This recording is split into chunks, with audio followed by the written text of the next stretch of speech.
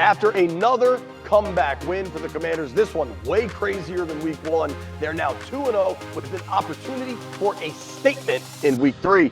Let's have a podcast.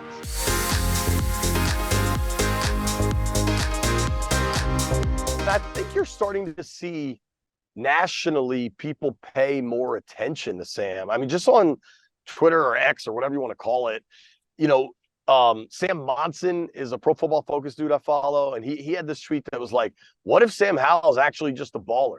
And I quote tweeted, I was like, this is the what if all of DC's been waiting for 30 years. You don't want to be premature in any announcements, pronouncements, whatever, proclamation Wednesday, but like, it feels like you're inching out of the quarterback abyss.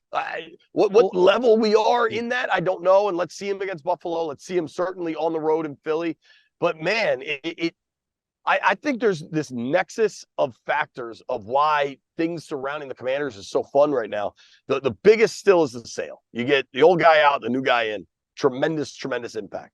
I think Eric Bieniemy's arrival this offseason was something that a lot of people were really excited about. Week one, I don't think it bared that much fruit. But week two, I thought Bieniemy, I don't know if it's bore either. Week two, bored that much. Born. Week two, I thought Bieniemy was really impressive. And now you've got a homegrown quarterback that's also not a first rounder, not somebody they gave up draft picks for. This is a 5th rounder. And it's a guy they actually acquired in a trade back where they got Dotson also. It's a pick they acquired anyway. So I think you add that all up with a 2-0 start, and that it's just this parade of excitement that, you know, Sunday's such a huge opportunity against the Bills. Not to mention what we're running out of for the Commanders is polarizing figures, right? Or things that cause trouble. How about this? Chase, go. Yeah. Our biggest concern right now is the long snapper. That's one of the biggest arguments this week is what's going on with Cameron Cheeseman. And right. If you rewound 5 years back to, you know, Burgundy Gold football then and started talking about, you know, what's going on with the team, nobody gave any care about who the long snapper was because there were so many bigger things happening. And I think the long snapper was good for a long time between Albright and then Sundberg. Right. And you had 20 years of good long snapping. The one thing that got shut down, I think, and we'll see how long that lasts, but Chase Young, for whatever reason, it become polarizing, largely because he's missing time due to the injuries, right? And Chase Young comes back against the Broncos and looks great. Has a sack and a half. He's all over the field. He had a penalty. I think that's a pretty weak penalty that the refs are just kind of protecting Russ Wilson on.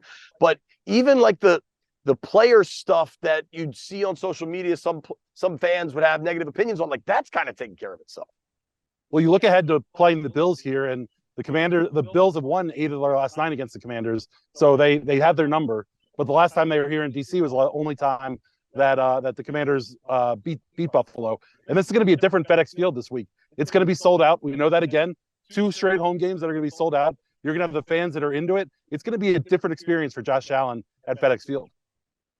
Yeah, and I mean, if you start looking at Allen specifically, and we'll get into what this defense needs to do to slow Allen down, but the keys are turnovers there. But before we get to the Bills quarterback, I want to talk a little bit about Sam Howell and just the growth we've seen. I thought week one, the offense was good enough to beat a bad team. Turnovers, sacks, all of that. I think week two, they put up 35. That's the highest point total since the COVID year when they were down in Dallas, when Antonio Gibson was waving goodbye to linebackers. I thought Howell was really good. The throw to Terry, the throw to Logan Thomas. I asked Howell about the cheap shots because there's now been 2 straight weeks. Cardinals hit him and then the Broncos hit Logan. And he said, you know, we have each other's backs. That galvanizes us and there's no place for that in football. He's correct. I do think it kind of brings them together a bit, which is odd. And you hope that's not what's required to get them going. But Howell, he's now 3-0 as a starter. And maybe that's a little of a wacky stat because we're talking about week 18 last year, but he's 2-0 as a starter this season. He has shown significant improvement. He's talked about, I know I got to get rid of the ball and incompletion's better than a sack.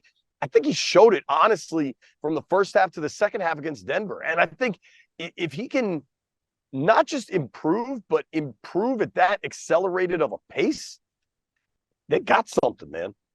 Yeah, I mean, you see Sam Howell fit balls into tiny places. I mean, the touchdown to Terry, the ball to John Bates down the sideline right before the end of the first half against the Broncos. I mean, he can really dot the football extremely well, and it's going to be just about him kind of getting into that rhythm earlier in the games, because we're seeing that, early in games we're seeing him be a little bit footy in the pocket and holding onto the ball a little too long and kind of getting those happy feet. And I think as he gets more comfortable and as the game progresses and he gets a better feel for what the opposing team is doing to him, he gets the ball out quicker. I mean, the touchdown throw to Terry, he did such a good job of shuffling in the pocket, stepping up, and then threw the ball between 3 DBs to get that touchdown. I think that, I think the addition of the screen game helps him a lot, because you can kind of slow down that D line coming after the quarterback. I think him hitting a couple balls downfield opens up the field some, and I think that you can see he and Eric Bieniemy kind of getting in sync, getting in rhythm, understanding what each other are looking for and what each other do best kind of as the game continues to progress. And I think as he becomes more comfortable as a quarterback and gets more time out there, that'll happen earlier and earlier in games. And so as we get later in the season, I expect this thing, to keep progressing in the right direction. He's been extremely impressive so far.